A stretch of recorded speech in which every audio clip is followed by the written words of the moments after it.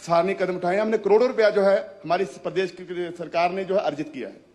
तो मैं ये समझता हूं ये एक बोलना या एक सलाह देना बड़ी आसान बात है, पर इसके ऊपर प्रैक्टिकली काम करना जो हमारी सरकार से कोई सीखे कि हम कैसे काम कर रहे हैं। हम जिस आपदाओं से हम गुजर करके जहां पर पहुंचे हैं, जिस तरीके से हम आगे बढ़ रहे हैं, इस तरीके से हम सोचते हैं कि ऐसी सरकार जो है प्रदेश में हमने इतिहास रचा हुआ है। प्रदेश में ही नहीं पूरे देश भर में इसकी चर्चा हो रही है। पूर्व मुख्यमंत्री, इन्हीं की पार्टी के पूर्व मुख्यमंत्री श्री शांता कुमार जी ने भी हमारी प्रदेश की सरकार की सराहना की है। नीति आयोग ने हमारी प्रदेश की सरकार की सराहना की है। तो जो मैं समझता हूं हमें जो है जब जो वही चीजें जो है इनको हजम नहीं हो रही। आरडीजी के ऊपर हमने 3 दिन के ऊपर जो है हमने विशेष रूप से हमने चर्चा की कि जो आरडीजी बंद हो रही है वो हिमाचल प्रदेश की कांग्रेस की सरकार के लिए आरडीजी नहीं है, वो हिमाचल प्रदेश की जनता की आरडीजी जो है जो ग्रांट जो बंद हो रही है, वो ग्रांट जिससे हिमाचल प्रदेश की जो लोगों को, आम गरीबों को जो है फायदा मिलना था।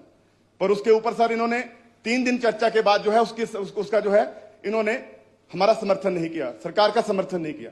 आज मैं जहां पर इस माननीय सदन के अंदर मैं सभापति महोदय सुन रहा था, माननीय जयराम जी बोल रहे थे कि मैं 2 बार जो है वहां से फाइनेंस जो है मंत्री या मिनिस्टर उनसे मिले हैं। तो ये निश्चित रूप से मैं बताना चाहूंगा सर, इस सदन के माध्यम से बोलना चाहूंगा कि ये आरडीजी दिलवाने के लिए नहीं, आरडीजी बंद करवाने के लिए गए थे वहां पर। क्योंकि हमने जहां पर प्रस्ताव लेके आए थे, माननीय मुख्यमंत्री जी हर सेशन में, हर मीटिंग में इनको बोलते रहे कि हम आपके साथ चलते हैं, हम आपके नेतृत्व में चलते हैं। जब हमारे इतना बड़ा सदन जहां पर 68 एमएलए जहां पर है, मंत्रिमंडल जहां पर है, अपोजिशन के लोग जहां पर हैं, पर आप क्यों नहीं, आप जहां पर जो है अपने इस सदन के अंदर जो है आपने इसकी हामी भरी कि हम जो है आरडीजी की फेवर में आपके साथ हैं। माननीय प्रधानमंत्री जी से, माननीय वित्त मंत्री जी से हम मिलने जाएंगे, आपके साथ चलेंगे। तो ये तो सर वही हुआ ना कि जंगल में मोर नाचा किसने देखा। तो अब इन्होंने अंदर जाके क्या बात की तो पता ही है क्या बात की है, हमें पता है, प्रदेश की जनता को भी पता है क्या बात की है। पर 3 दिन इनके साथ जहां पर सार्थक चर्चा हुई, उससे पहले जब हमारी आपदा जहां हिमाचल प्रदेश में आई तो राष्ट्रीय आपदा घोषित करने के लिए हमने स्पेशल जो है उस पर चर्चा लाई। और जब वहां पर आप उस पर जब उसके ऊपर वोटिंग होनी थी उस समय इन्होंने जो है वॉकआउट कर लिया। तो ये एक दर्शाता है कि हिमाचल के हित के लोगों के प्रति इनके कितनी जो चाहना है। मैं जो सर एक एग्जाम्पल के साथ बोलना चाहूंगा, हर गांव में एक ऐसा आदमी होता है जो विकास के कामों को रोकता है। हर गांव में कोई ना कोई ऐसा जो है अड़ंगा डालने वाला होता है। सर 3 साल के काम क्या होया कि उहदे पिंड विच एक अंब दा बूटा था, बड़ा पुराना अंब दा बूटा था, और अंब दे बूटे लोग फल खाते थे, बहुत मिठे अंब थे उहदे। और उन्हें जाके देखना कि यार अंब मेरे दूर, अंब दा बूटा मेरे घर से दूर है, मैं तो फल खा ही नहीं पांदा। अंब दा फल तो मैं तो खा ही नहीं पांदा, इहदे फल दा लोग जिहड़े पिंड दे लोग है, आस पास के 2-4 पिंडां दे लोग खा रहे उन्होंने, तो मैनू क्या फायदा हो रहा है। उन्हें अंब दा बूटा ही बढ़ता सर। पर उन्हें लोगों ने समझाया भी यार तू ना कर, लोग जो फल खा रहे, बोलते नहीं मैनू ज्यादा कोई फायदा ही नहीं हो रहा, तो मैं क्या करने का। सो वो काम सारे ओपोजिशन के लोग कर रहे। इन्होंने वो आरडीजी अंब का बूटा वड्या जिससे लोगों को, सारे पूरे हिमाचल के लोगों को फायदा था। इन्होंने उस आम के पेड़ को काटने की कोशिश की है और इन्होंने उसका समर्थन। तो सर इन्होंने 3 दिन की चर्चा हुई, उसके पहले हमारी उसके ऊपर राष्ट्रीय आपदा के ऊपर चर्चा हुई। मैं तो समझदा कि इन्होंने गल करना ही बेकार है। ये तो पानी की मधानी पाने वाली गल है कि पानी च मधानी पाओ छोड़ियो, निकलना कुछ नहीं है।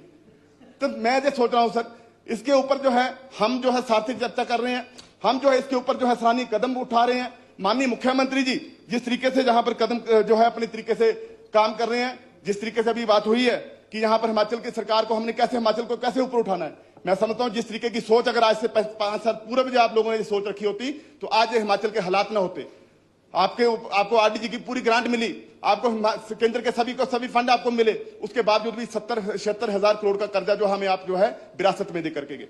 उसके बावजूद भी हमारी सरकार ने जो पहला वादा हमारी जब किया था हमारी जनता के साथ, हम ओपीएस देंगे, हमने ओपीएस दी और उसके ऊपर भी आप लोगों ने जो है क्वेश्चन मार्क लगाया।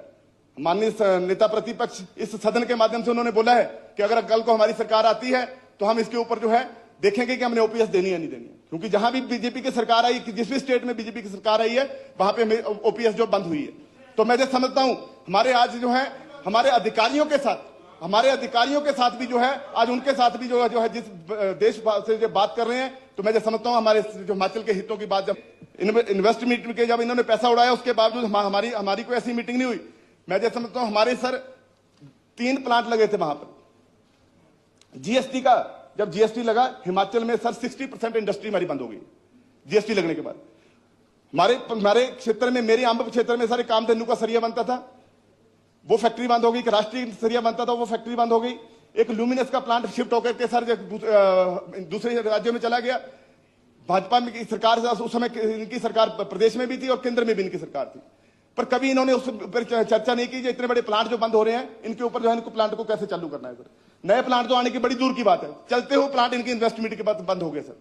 तो ये चीज सर मैं समझता हूं, आज जिस तरीके से ये बात कर रहे थे कि आज हमें जो है माननीय नेता प्रतिपक्ष जी, माननीय मुख्यमंत्री जी पर क्वेश्चन मार्क लगा रहे थे कि आप लोगों ने जो है वहां पर जो है उनके ऊपर जो हमारे यूथ कांग्रेस के जो लड़के थे जिन्होंने दिल्ली के अंदर प्रोटेस्ट किया, सर दिल्ली के अंदर प्रोटेस्ट किया, प्रोटेस्ट करना कोई अपराध नहीं है, पर उन्होंने जो अपने तरीके से उन्होंने जो प्रोटेस्ट, और उसको प्रोटेस्ट को भी ये जुर्म मानते हैं, तो इन्होंने, वैसे मैं समझता हूं इनकी सीआईडी बड़ी जबरदस्त है, इन्होंने हमारे लोगों को जो है वहां पर जो है रोडू के अंदर जो है इन्होंने पता लगा लिया कि रोडू के अंदर वो जो लोग बैठे जिन्होंने प्रोटेस्ट किया, सरकार के खिलाफ जो क्वेश्चन उठाए हैं, जिन्होंने सरकार के खिलाफ जो है उनकी कार्यप्रणाली के ऊपर क्वेश्चन उठाए हैं। पर सर बड़े दुख की बात है, आज तक पुलवामा के अंदर जो लोग आए हैं, जिन्होंने पुलवामा के अंदर जो है अटैक किया, हमारे जो सैनिकों को जो है मौत के घाट उतारा, पहलगाम के अंदर सर हमारे टूरिस्ट के ऊपर उन्होंने अटैक किया, आज तक सर उसका पता नहीं लगा पाए कि वो लोग आए कहां से थे, वो आरडीएक्स कहां से आया। जैसे मैं समझता हूं अगर ये आज सरकार के ऊपर कोई उंगली उठाता है, जब सरकार के ऊपर कोई क्वेश्चन मार्क लगाता है, तो आज के समय में वो सबसे बड़ा आतंकवादी उसको जो है घोषित करने की कोशिश करते हैं। पर जो असल में देश के अंदर आतंकवादी हैं उनको पकड़ने में हमेशा ही नाकामयाब रहे हैं। तो मैं ये समझता हूं सर, आज जिस तरीके से हमारी सरकार की बात कर रहे हैं कि हमने 1500 रुपया जो है नहीं दिया, हमने तो 3 वर्षों में कहीं ना कहीं 1500 रुपया दिया है। जे ऊना में हमने कई लेडीज को 1500 रुपया दिया है। अभी हम माननीय मुख्यमंत्री जी ने डोडरा क्वार में जो है घोषित किया कि वहां पे महिलाओं को 1500 रुपए दिया। अरे आपकी सरकार तो जब 2014 में आई थी, तो बोल के आई थी 15 लाख रुपया देंगे। आपने 15 लाख रुपए का नाम ही बुला दिया। उसके बाद अब क्या बात हुई थी कि बहुत हुई महंगाई की मार, अब की बार भाजपा की सरकार, पेट्रोल और डीजल की बात होती थी, रसोई गैस की बात होती थी, तो आपकी स्मृति ईरानी जो है प्रधानमंत्री को चूड़ियां भेजने की बात करती थी। तो आज कहां छुपे हुए वो? आज थोड़ा जुलूस करते हैं लोगों ने रोड घूम के गैस के नाम से लेके। आज जो लोग सर गैस को लेकर के किल्लत में लोग कितनी किल्लत जो है, कितने मुसीबतों का सामना उनको करना पड़ रहा है। अब न्यूज के माध्यम से देखते हैं, सोशल मीडिया के माध्यम से देखते हैं। आज हमारी लेडी जो है वहां लाइन में खड़ी होकर के कईयों को दिल का दौरा पड़ गया, गैस की लाइन में खड़ी होकर बेहोश हो गई, पर आज जो है उनको कोई नजर नहीं आ रहा। आज स्मृति ईरानी जी को चूड़ियां नहीं नजर आ रही। मैंने लगता कंपनी ने चूड़ियां बनानी बंद करती हैं जब जड़ियां उनका नाप नहीं मिल रहा है, जो नाप आंदा प्रधानमंत्री जी। पर ये चीजें जो हैं, हमें इन चीजों के ऊपर जो है कभी सार्थक चर्चा नहीं होती। और उसके साथ साथ सर हमें पीछे जब राज्यसभा के चुनाव हुए, मैं राज्यसभा के चुनाव के बीच में भी कई बीजेपी के लीडर आ रहे कि अब 12 द्वारा से राज्यसभा का चुनाव। अरे कोई शर्म करो, राज्यसभा के चुनाव में ਤੁਹਾਡੇ ਬੰਦੇ 6 ਬੰਦੇ ਨਹੀਂ ਬਲੀ ਦੇਤੀ, ਤੁਸੀਂ 6 ਬੰਦੇ ਘਰ ਬਿਠਾਤੇ ਵਿਚਾਰੇ ਜਿਹੜੇ ਇੱਥੇ ਐਮਐਲਏ ਬਣ ਕੇ ਬੈਠੇ ਹੁੰਦੇ। ਔਰ ਸਰ ਕਈਆਂ ਉਹਨਾਂ ਵਿਚਾਰਿਆਂ ਦੀ ਹਾਲਤ ਹੋ ਗਈ जिले बरसात में जो डोरू वाले आते हैं ना जी, साढ़े पंचोचे बेचारे आते गुग्गा के डोरू मांगते हैं, वो चलते हैं। मैं सारे एमएलए देखे घर में डोरू सुनिया करते हो, डोरू सुनने जो बनाते सर इतने सेशन से उठाए। तो सर आज इनको जो है राज्यसभा के चुनाव को भी बड़ी चिंता हो रही थी, इनको पंचायत के चुनावों को बड़ी चिंता हो रही थी। पिछले हमारा विधानसभा सेशन जब धर्मशाला में हुआ, उसके ऊपर पूरी चर्चा जो है पंचायत के चुनाव कब होने हैं, पंचायत के चुनावों का बड़ा इनको शौक रहता है। जीते कभी नहीं मेरे ख्याल से। पिछले 5 इलेक्शनों का रिकॉर्ड चेक कर लो। हमारी जब इनकी सरकार थी, हम बाई इलेक्शन हुआ, 3 इलेक्शन जो है बाई इलेक्शन में जो एमएलए का, एक हमारा जो है एमपी का इलेक्शन हुआ, चारों की चारों सीटें हम जीते इनकी सरकार में। उसके बाद हमारा 22 में चुनाव हुआ, तब हम जहां पर हम जो 40 सीटें जीत करके यहां पर आए। उसके बाद म्युनिसिपल कॉर्पोरेशन का शिमला का चुनाव हुआ, हम 1 साइडेड जीते सर। वहां से इन्होंने पूरा जोर लगा दिया, एक घर में 4-4 बंदे बिठा दिए उन्होंने अपने, हम वो चुनाव जीते। उसके बाद सर हमारी सरकार गिराने की कोशिश की गई, वहां पर सर 9 एमएलए जो है जो चले गए, उनमें से 6 बेचारे फिर कर उठाते, फिर हम जीत के आगे आए। अब चुनाव है पर बोले कि पंचायत के चुनाव कब होने हैं, सुप्रीम कोर्ट में चले गए, हाई कोर्ट में चले गए। कोई गल नहीं, टेंशन ना लो, तो दिखा उत्थे बिठा देनी असी, टेंशन ना लो। हम वो भी चुनाव जीतेंगे और हम 27 में भी आपको बता देंगे हम क्या है। और प्लीज मैं आपको बताएंगे, हम आपको वहां भी आपको बता देंगे हम प्लीज। उसके बाद सर आज जो सार्थक काम हमारी सरकार ने किया, हम एजुकेशन के मामले में माननीय मंत्री यहां पर बैठे हुए, हम 22वें स्थान के ऊपर थे इनकी सरकार में। जब हमारी एजुकेशन की स्थिति क्या थी, कहां कहां स्कूल खोल दिए इन्होंने। स्कूल खोलने में तो बड़े शौक से बोल रहे, हमने 900 संस्थान खोल दिए। हमारी जब सरकार जब थी, माननीय स्वर्गीय राजा वीरभद्र सिंह जी मुख्यमंत्री थे, मेरी विधानसभा में 2 कॉलेज खोले सर। एक चौकी मीनार में कॉलेज खुला, एक चिंतपूर्णी में कॉलेज खुला। जो चिंतपूर्णी में कॉलेज था सर, वो अंडर कॉम्प्लेक्स जो है वो डिस्ट्रिक्ट ऊना के अंदर आता है, पर रेवेन्यू रिकॉर्ड में जो कॉलेज है वो जसमा परागपुर में था सर। जसमा परागपुर के जहां पर मंत्री थे उस समय, ट्रांसपोर्ट मिनिस्टर थे, इंडस्ट्री मिनिस्टर थे, उस कॉलेज के ऊपर 5 रुपए नहीं लगे सर। आज उस कॉलेज की हालत यह है कि वो कॉलेज की बिल्डिंग गिरने वाली है, वहां पर बच्चे लोग पढ़ने के लिए नहीं भेज रहे हैं, क्योंकि वहां पर इनका कार्यकाल जो है मंत्री जी के समय में, इनके ही रेवेन्यू रिकॉर्ड में, इनके ही विधानसभा में वो कॉलेज है। और मैं वहां पर सर अभी जाकर के आया तो बच्चे वहां पर गुहार लगा रहे थे कि इस कॉलेज का कुछ करो। तो सर ये इनकी कॉलेज की जो है, मैं चिंतपूर्णी कॉलेज की बात कर रहा हूं। उसके बाद से चौकी मीनार कॉलेज की बात कर रहा हूं सर। चौकी मीनार कॉलेज हमारी सरकार ने खोला। चौकी मीनार जब कॉलेज खुला, हमारी सरकार चलेगी, बीजेपी की सरकार आ गई, स्कूल के 2 कमरों में कॉलेज चल रहा था। स्कूल के 2 कमरों में कॉलेज चल रहा था। मैंने माननीय मंत्री जी से बात की, माननीय मुख्यमंत्री जी से बात की। मैं धन्यवाद करूंगा माननीय मंत्री जी का और माननीय मुख्यमंत्री जी का, यहाँ पे रोहित ठाकुर जी बैठे हैं। ये वहां पर इन्होंने जाकर के उस कॉलेज का दोबारा से काम शुरू करवाया। 13 करोड़ रुपया उस कॉलेज के लिए दिया। हमने उसकी 4 मंजिलें बना करके तैयार कर दी हैं। बहुत जल्द जो हम उसकी बिल्डिंग को बना करके तैयार करके दे रहे हैं। मैं सर अंब हॉस्पिटल की बात करूं, मेरा अंब हॉस्पिटल आता सर। अंब हॉस्पिटल के अंदर सर, जब मैं विधायक बना, मैंने आरकेएस की मीटिंग ली। मैं आरकेएस की मीटिंग में बैठा तो मेरे वहां के बीएमओ ने मुझे बताया कि जो रोगी कल्याण समिति की बैठक है पिछले 3 वर्ष में हुई नहीं। कितने गंभीर थे एजुकेशन को लेकर के और हेल्थ को लेकर के। वहां पे 4 डॉक्टर थे सर। जब मैंने वहां पर मीटिंग ली, मीटिंग में जाकर के मुझे पता लगा कि यहाँ पे एक अल्ट्रासाउंड मशीन भी पड़ी है। तो पता लगा कि अल्ट्रासाउंड मशीन तो पड़ी है, सिर्फ एक ही अल्ट्रासाउंड हुआ। मैं कहा किसका हुआ? कह रहे पूर्व में हमारे विधायक थे, उनका अपना ही हुआ। पर रिपोर्ट उनकी क्या आई, खैर वो तो नहीं मुझे बताया, पर है कि अल्ट्रासाउंड उनका हुआ। मशीन बंद होगी, और मशीन बंद होने के बाद कह रहे कि यहाँ पे हमने डॉक्टर का प्रबंध किया, और डॉक्टर का प्रबंध होने के बाद सर हमने अल्ट्रासाउंड मशीन को चालू करके हमने लगभग 350 महिलाओं का जो फ्री टेस्ट था वहां पर करना शुरू किया। उसके बावजूद सर बाद में पता लगा कि मशीन बंद होगी, खराब होगी। हमें डॉक्टर ने बीएमओ से बात हुई, कह रहे कि मशीन खराब है, मैंने नई मशीन इसको रिपेयर कराओ, 5 लाख रुपए लगा। मैं रिपेयर की कोई गारंटी नहीं, नई मशीन लेंगे। हमने नई मशीन सर वहां पे चिंतपूर्णी के लिए मशीन ली, अंब के लिए मशीन ली। आज वो हमारी महिलाएं जो टेस्ट कराने के लिए नंगल होशियारपुर जाती थी, आज वो उनका टेस्ट जो अंब हॉस्पिटल में फ्री हो रहा है। वहां पे सर मात्र 4 डॉक्टर थे। हमने वहां पर जब पता किया सर, हमें वहां पता कि स्त्री रोग विशेषज्ञ की डॉक्टर की जरूरत है। हमने स्त्री रोग विशेषज्ञ डॉक्टर की नियुक्ति कराई। उसके साथ लगा बच्चों के स्पेशलिस्ट डॉक्टर की जरूरत है, हमने बच्चों के स्पेशलिस्ट डॉक्टर की नियुक्ति की। उसके बाद सर हमने डॉक्टर सेक्रेटरी की नियुक्ति की। उसके बाद हमने सर वहां पर स्त्रीय के डॉक्टर की नियुक्ति की। उसके बाद हमने आई स्पेशलिस्ट डॉक्टर की नियुक्ति की। अभी हमने हाल ही में वहां पर जो है जनरल सर्जन की नियुक्ति की। बड़ी जल्दी हम जहां पे ऑर्थो का डॉक्टर भी भर रहे हैं। हम ऑपरेशन थिएटर चालू करने के लिए जा रहे हैं। हमने वहां पर सर 3.5 करोड़ रुपया ओपीडी, न्यू ओपीडी के लिए माननीय मुख्यमंत्री जी ने, माननीय हेल्थ मिनिस्टर साहब ने जहां पे दिया। हम न्यू ओपीडी वहां पर जो है बनाने के लिए जा रहे हैं। मैं जो समझता हूं सर हमारी सरकार कितनी गंभीर है जो एजुकेशन को लेकर के, और सर हमारी सरकार कितनी गंभीर है हेल्थ के सिस्टम को लेकर के। हमारी सरकार जब बनी, जब 22वें स्थान के ऊपर जब हमारे जो हिमाचल प्रदेश की जो एजुकेशन सिस्टम था, आज हम सर 5वें स्थान पर। मैं धन्यवाद करूंगा माननीय मंत्री जी का और माननीय मुख्यमंत्री का, पूरे मंत्रिमंडल के जितने हमारे सदस्य हैं। आज सर धर्म की बात करते हैं, कई बार हमें ही बात बोलते हैं, कभी मुख्यमंत्री जी को टिप्पणी करते हैं कि आप वहां पर नहा के नहीं आए, आप वहां पर नहा के चले गए। यार क्या बातें कर रहे हैं? हमने लोगों ने इसके लिए भेजा कि कहां नहाना कहां नहीं नहाना। हमें लोगों ने, हमारे लोग बेसिक मुद्दे हैं। भगवान को मानना किस, वो हमें पता है, भगवान को मानने वाले हम लोग हैं। मैं माननीय उप मुख्यमंत्री यहाँ पर बैठे हैं, हर महीने में 2 दफा जो है हम चिंतपूर्णी माता जी के दर्शन करने के लिए वहां की व्यवस्था को देखने के लिए जाते हैं। माननीय मुख्यमंत्री, उप मुख्यमंत्री जी, अभी 14 करोड़ की स्कीम जो हम पे श्रद्धालुओं जी को जहां बड़े लंबे समय से लंबित पड़ी थी, माननीय उप मुख्यमंत्री जी मैं आपका धन्यवाद करना चाहूंगा कि आपने उसका जो है अभी उसका उद्घाटन भी किया और समय से पहले आपने उस स्कीम को चलाया। 14 करोड़ की लागत से हमने आईपीएच की स्कीम को चलाया और माता चिंतपूर्णी जी के मंदिर के जो पुजारी लोग थे, जहां पे जो हमारे श्रद्धालु आते थे, उनको पानी पीने की व्यवस्था हमने की। आज मैं माननीय उप मुख्यमंत्री जी का धन्यवाद करूंगा। मेरे ख्याल से हर रोज मेरी माननीय उप मुख्यमंत्री जी की चर्चा होती है कि हम जो है माता के मंदिर का सौंदर्यकरण करने के लिए जा रहे हैं।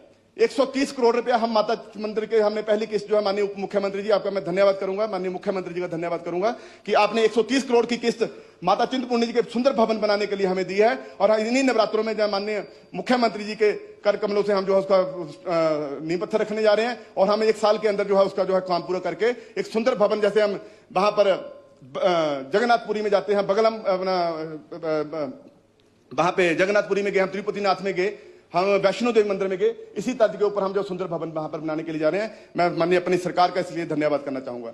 सर ये क्या बोलते हैं हमें, और एक बात सर, हमने इन्होंने 55 करोड़ रुपए हमने प्रसाद, हमें केंद्र से पैसा मिला, प्रसाद योजना में पैसा मिला, उसका उद्घाटन करने के लिए बड़ी वो बच गई, हमने इसका ऑनलाइन उद्घाटन कर देना। वो पैसा हमें मिला नहीं सर, हमने लिया वो पैसा, क्योंकि हमने हाई कोर्ट में उसकी रीड की, हमने कोर्ट में गए, इन्होंने मना कर दिया कि हम प्रसाद योजना में हमने पैसा खत्म हो गया, पैसा नहीं देंगे। पर हमने उसके बावजूद भी सर कोर्ट में गए, कोर्ट में जाकर के हमारी हम केस जीते। उस केस जीतने के बाद सर हमने वहां पर उसका जो है उसका पैसा हमें मिला। आज वो पैसा डाल करके हम जो है उसको मिला करके हम उस पैसे को जो है माता के भवन में लगाने जाने हैं। पहले फेज में माननीय उप मुख्यमंत्री जी से और माननीय मुख्यमंत्री से मेरी चर्चा हुई थी। हमारा टारगेट है कि हम लगभग 500 करोड़ रुपया उस मंदिर पे खर्चने जा रहे हैं। लाखों करोड़ों लोग वहां पर श्रद्धालु आते हैं, दर्शन करने के लिए आते हैं। तो मैं जो समझता हूं सर, इस तरीके की जो है सोच हमारे माननीय मुख्यमंत्री, माननीय उप मुख्यमंत्री हमारी सरकार की है। आज मैं सुन रहा था कि माननीय नेता प्रतिपक्ष जी बोल रहे थे कि आपको शराफ लगेगा। आप कभी बोलते शराफ लगेगा, कभी बोलते भगवान भी आपकी सरकार को नहीं बचा सकती। तो कम से कम आपकी भगवान के ऊपर इतनी आस्था है तो आप यहां पे बोल रहे कि आपको शराफ लगेगा। माता यहां पे शराफ नहीं लगेगा, इनको तो आशीर्वाद मिल रहा है, शिव भगवान का तो आशीर्वाद मिल रहा है, माता चिंतपूर्णी जी का भी आशीर्वाद माननीय मुख्यमंत्री जी को मिल रहा है। और मैं जो समझता हूं, जिस तरीके से माननीय मुख्यमंत्री जी इस लड़ाई को लड़ रहे हैं, हिमाचल को आगे लेके जाने की बात कर रहे हैं, आरडीजी मिले ना मिले, हम हिमाचल के सरकार माननीय कैबिनेट में भी हम जो मंजूर कर दिया है कि हम ओपीएस जो बंद नहीं करेंगे, हम हिमाचल के हितों के साथ खिलवाड़ नहीं करेंगे। हम और जो है धन अर्जित करके हम अपने पैरों पे खड़े होने की ओर आगे बढ़ रहे हैं। माननीय मुख्यमंत्री जी पूरे प्रदेश में नहीं, पूरे देश के अंदर एक योद्धा मुख्यमंत्री के ये नाम से जाने जाते हैं। वो लड़ते हैं, वो लड़ते रहेंगे हिमाचल के लोगों के लिए। हमें भी उन्होंने हमेशा निर्देश दिए कि हिमाचल के हितों को जो है उनके साथ हम खिलवाड़ नहीं होने देंगे। मैं माननीय मुख्यमंत्री जी के बारे में एक बात बोलना चाहूंगा कि आंधियों से और तूफानों से लड़ करके आए हुए हैं और इस सिंहासन पे बैठे हुए हैं। आंधियों से और तूफानों से लड़ करके आए हैं और इस सिंहासन पे बैठे हैं, मध्य प्रदेश के मुख्यमंत्री बने हैं। आपकी छोटी सी फूंक से बुझ जाएं ऐसा दिया नहीं है वो।